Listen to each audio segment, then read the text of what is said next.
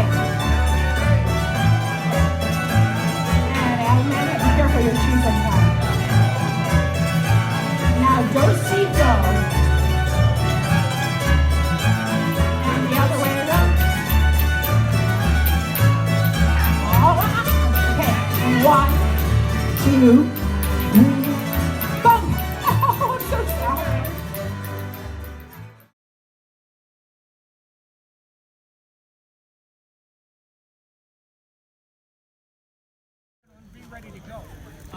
Every man on the gun has a very specific job, but every man on the gun knows what the other men are supposed to do, because you know how things work. Now let's just shoot it, huh? Sure. Of a half a dozen of them or so that were used during the American Revolution. The problem is, if you're going to fight people who have cannons, you're going to be at a distinct disadvantage. Region of the United States, he needed artillery. He wanted artillery. He knew that the natives hated artillery. But he needed something that could be very mobile and could be used where there weren't roads and things. Well, there's guns. End up at little forts. There was a fort in what's now Monroe, Michigan, that was a militia fort, just a local protection fort. One of these was left at that fort. So.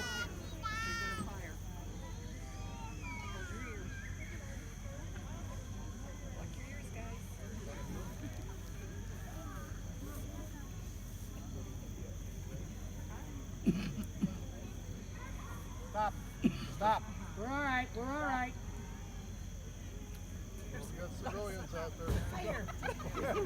Hey, will you catch this?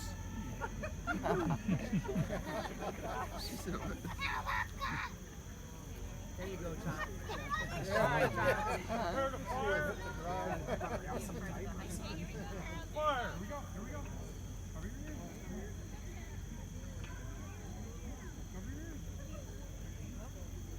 It's quieter than we thought. One more shot, Charlie.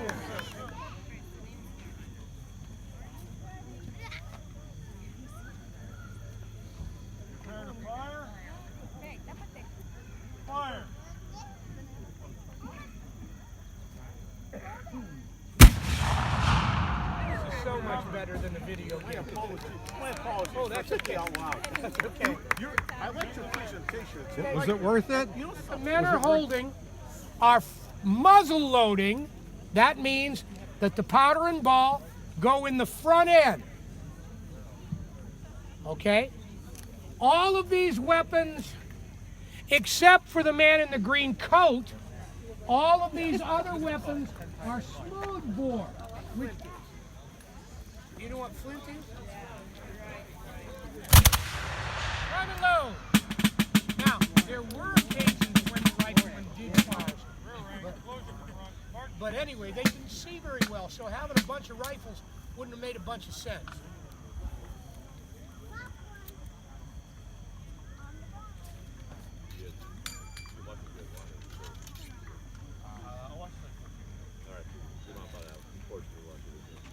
Brigade, to the right, face. March. No, that's for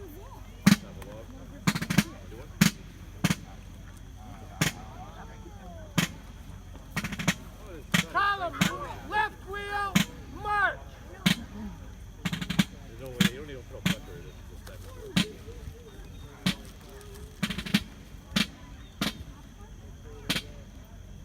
Halt.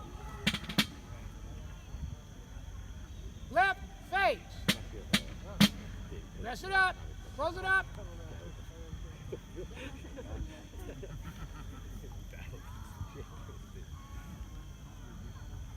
Left half wheel, march.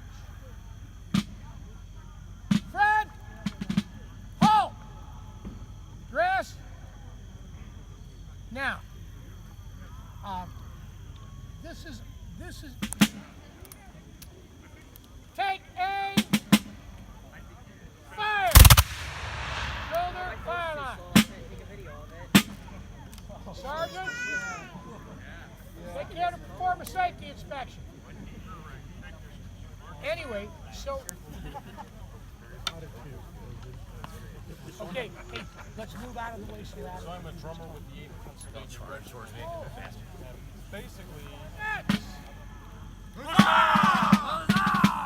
March.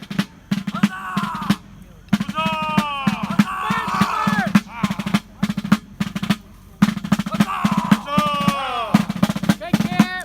Halt. Now, right about here is where the officers would yell charge. and each Is- rammer. Some of the technology of the 18th century. When I was a school teacher, they always came to me and said, Bob, you got to use technology. You got to use technology. And I thought they were talking about colored chalk, but I was wrong. Anyway, this is what we're going to show you. Okay, everybody, you know what I want you to do. Spread out and just point to the stuff that I'm talking about. Don't talk. I'm going to stop talking, and then you talk. All right, all of these weapons, 99.9% of all the weapons used in the American Revolution were muzzle loaders, and that means that the ball goes in the front end and the powder. By the way, get where you can see because there may be a test. Now, there's on the inside of that barrel, it's just a smooth pipe. The man in the green coat has a rifle. We'll talk about that rifle briefly in a little bit. But everything else about his weapon is the same. Now, the thing that makes these high tech for 1778 is the flintlock. And the lock is that little machine on the top, above the trigger. Can you see that? See that machine? There are a couple of springs there. There's a lever inside. It's a pretty neat little deal. Anyway, one of the most prominent things on that lock is a part called the cock. And it's called that, turn it the other way, Jack, so that it looks like a chicken. There you go. Now it looks like a chicken. Doesn't it look like a rooster's head? Say yes, that looks like a rooster's head. You got to use your imagination. But it was called the cock, and it was after a rooster. people in those days, most of them had roosters. See the comb and that thing sticking out? Looks like a beak. It's not a beak. It's a piece of flint. By the way, this is where we get that phrase, cocking the gun. This is where that comes from. Anyway, in the jaws of the cock is a piece of flint. See that flint there? That's a flint is a kind of stone. And what makes flint very special is that it can be sharpened to a super sharp edge. So sharp that most of these fellas have laid their thumbs open and a couple of times on these because flint can be sharpened to a single molecule stick. They use that on some really fine cutting. The best flint of the day, musket flint, came from France. It was amber, or it came from England, which was gray. But anyway, that's flint. Now, forward of the cock is a piece called the steel. And it's called the steel because it's made out of steel. Now, you're going to say, well, isn't most of that metal on there steel? It is today. But in the 18th century, most of the metal on these guns, the white metal, was iron. Iron and steel act really differently when paired with flint. Steel, as I was saying, is very expensive in the 18th century. Henry Bessemer is not born yet, so that Bessemer process is a long way away yet. So what happens when that flint is allowed to fly forward and strike that steel? Guess what happens? What do you think? Here, he doesn't know, Jack. Show him what happens. Did you see it? What happened? It sparked. Did you see sparks? He didn't see sparks, Jack. He thinks you're kidding. Yeah, he saw him, but he didn't. This guy right here. We don't want to send a skeptic home. Did you see him that time? Yeah, cool. All right. Anyway, sparks. Look where the sparks drop. The sparks drop into a groove in the lock called the pan. Right there. See that groove right there? And next to the groove in the barrel is a vent, a hole that goes through into the bottom of the barrel. It's really small. That's very important. As a matter of fact, that's so important that all of these soldiers are going to carry on their person somewhere a little tool to keep that vent open. Right there. You'll see most of them have hanging right on their chest a pick and whisk to keep the pan clean and the vent open. Those are the parts I want you to know about. Now, every soldier, let's talk about how we load this. Every soldier has on his right hip a cartridge box. There are no left-handed soldiers in the Army. By the way, when I was in the Army in 71 to 73, none of us were left-handed either. We were allowed to brush our teeth with whatever hand we wanted, but we all were right-handers when it came to shooting and throwing things. Anyway, so the soldier reaches into his pouch on his right hand, and you'll notice the German soldier and the British soldier and the American soldiers, they're all right-handed. All the soldiers are right-handed. And they pull out a cartridge.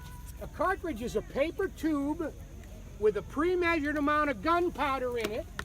And if these were live cartridges, they would have a ball about the size of the end of a man's thumb. So about 7/10 of an inch. 2/3 to 7/10 of an inch. That would be a pretty big ball. And it's made out of soft lead. And we know they made them out of soft lead because we find them in archaeological digs with teeth marks in them.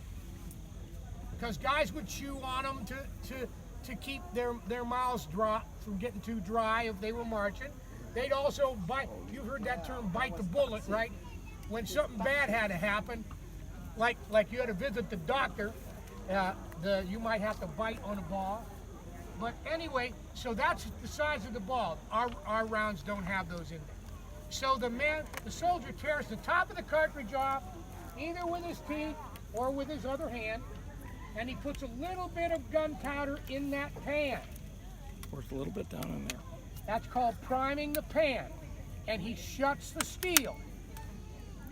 After that's done, he casts the weapon about, pours the rest of the gunpowder down the bore, and if there were a ball in that wrapper, he'd shove that right on in with his finger, and then take out his ramrod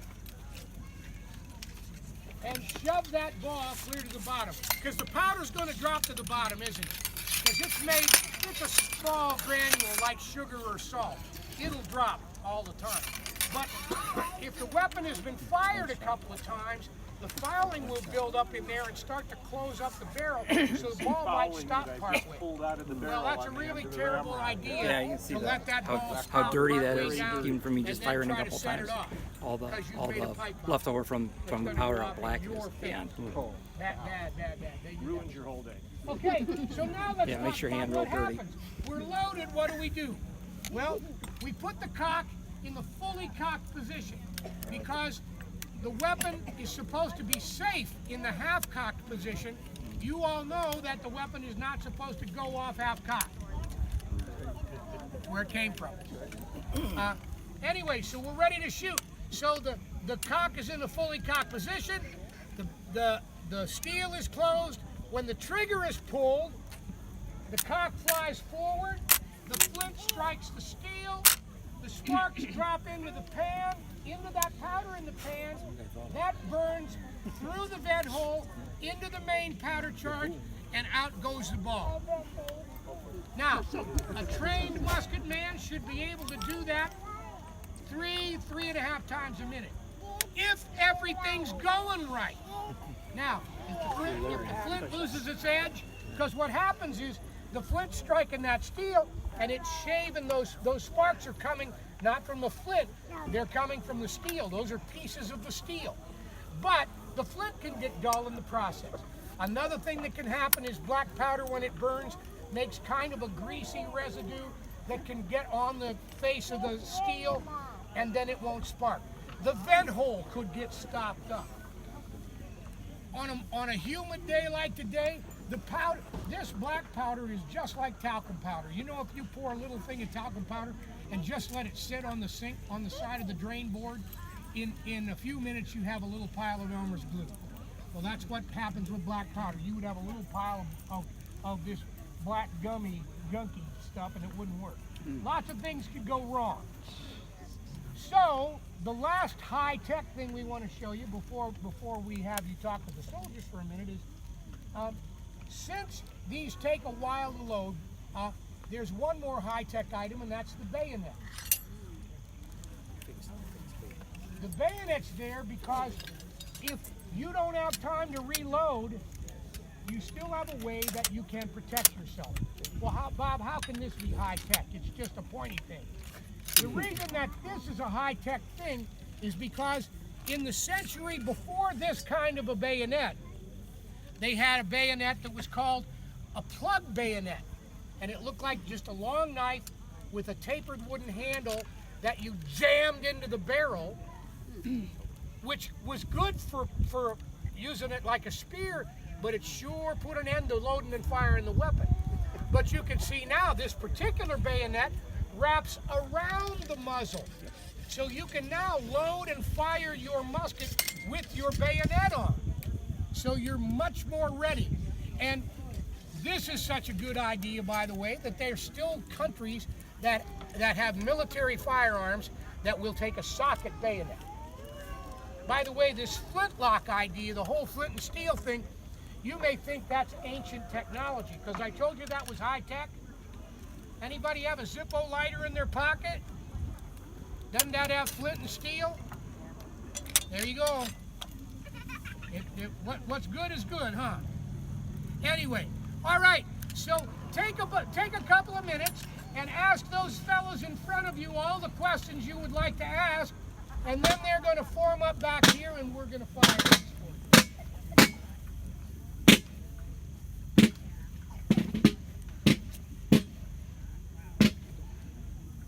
Take care. Halt.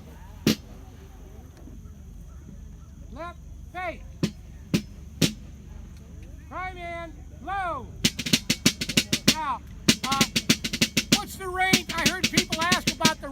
range of a musket. The range on a musket is, they might start shooting at each other at 100 yards, but nobody thinks they're going to hit what they're aiming at 100 yards. At about 80 yards, a good shot, and I'm a pretty good shot, a good shot could hit me once out of 5 times, somewhere, just somewhere. At 60 yards, 2 out of 5 times, pretty accurately. 50 yards, 3.5 out of 5 times. 35 yards every time. At 25 yards, I'm going to pick the button that I hit. But 25 yards, that's pretty doggone close. So they fired not as individuals for the most part. In a battle, they would fire in these long lines. You can see the American troops, because there are a few more of them, can fire as they would have fired in 2 ranks. Make ready! Take aim! Fire! Prime and load! Now, the American Army, von Steuben, General Baron von Steuben, said that the American Army should not fire in groups smaller than 40. So what makes a difference if 40 men are firing at you and they aim at you and the ball wanders 3 or 4 feet one way or the other and hits somebody else in your color code? None at all. None at all. The thing is, though, remember, 15 to 20 seconds to reload. And if we fire at 35 yards, we're not getting another shot, are we? If we fire at 50 yards, we're probably not getting a second shot. Make ready. Take aim.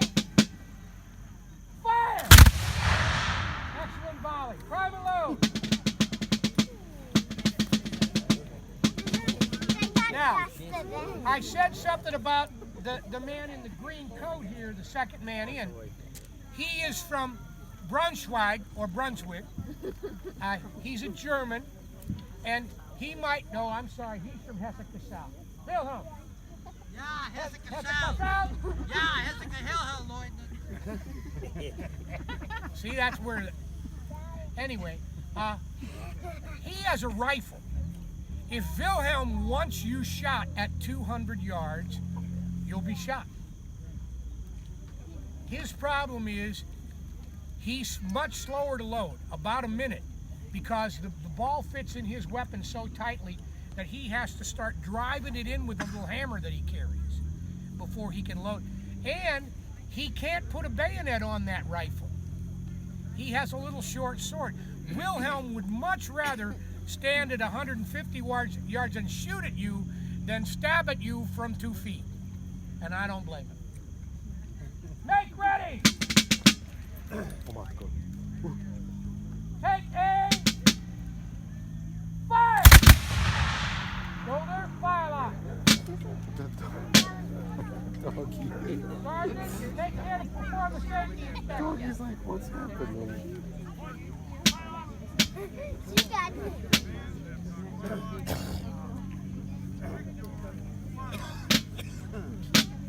Now we're clearing our muskets before we do the next thing. We are in a battle, and they looked over at us, and my God, you guys have dropped your muskets. And your lines are not very good either. So, company will advance. Fix bayonets.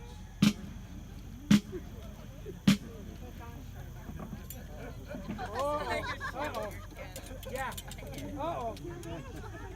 Just, you guys are safe. Just think of me. You know how they used to put a canary in the mine to make sure the air was good?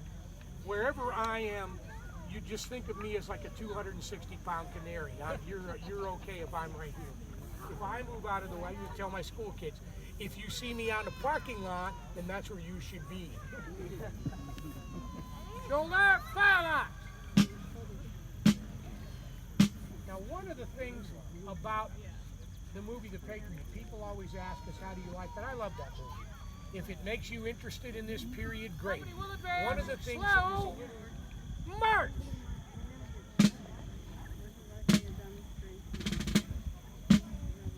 Charge.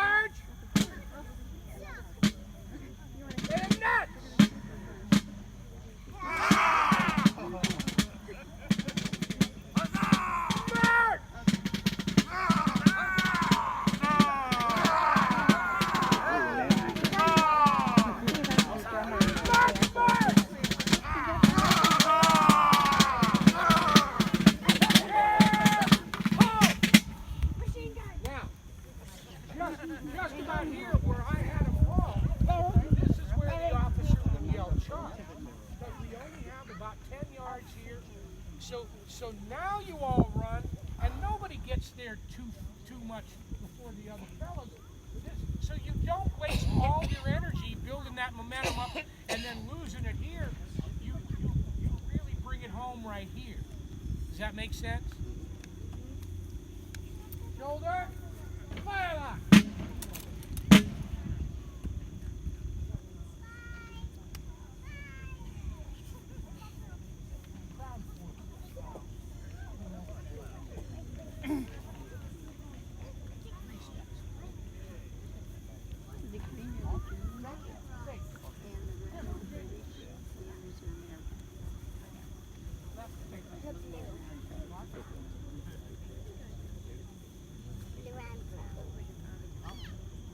Front. Quarter, fire lock. Just real quickly, let me introduce the couple of the units that are here. The fellows in the blue coats are the 8th Pennsylvania Regiment.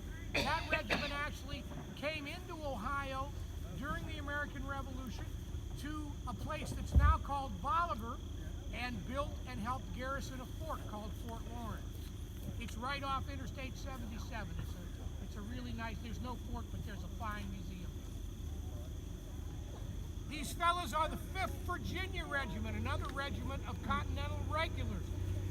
They were active in most of General Washington's battles during the 1777 campaign. We have 2 men of the same regiment, but in different apparel because they're in different time periods. These are both men of the 23rd Royal Welsh Fusiliers. This is a sergeant, and he's dressed in their Southern campaign uniform. This man is dressed as they might have appeared in Boston in 1775. He's a Lance Corporal, correct? Wilhelm is a Jaeger, that's German for hunter, and in his province in Germany, there was no country of Germany, but there were lots and lots of tiny German states, and they all spoke German. He was a gamekeeper, or like shoot, I can't think of the name. Anyway, he's the guy that looked after all the wild game on the estate. Game warden, thank you. English. Anyway, he's like the game warden on a rich man's estate. So he was a hunter by trade. They were rented by the English king to counter American riflemen. It worked out so well for the princes that rented them, they started dressing lots of guys who had never seen rifles before as riflemen, and that bothered Wilhelm and some of the real riflemen. And Carl is dressed, he's dressed as a loyalist militiaman. There were about 1/3 of all the people in the colonies stayed loyal to the crown. So as crazy as our political thing seems now, and it is, just remember that during the Revolution, only 1/3 of the people in this country even wanted independence. So we'll find a way to work it out. Anyway, and the major over here is a major of the 23rd Royal Welsh Fusiliers. Shoulder your firelocks. Present arms.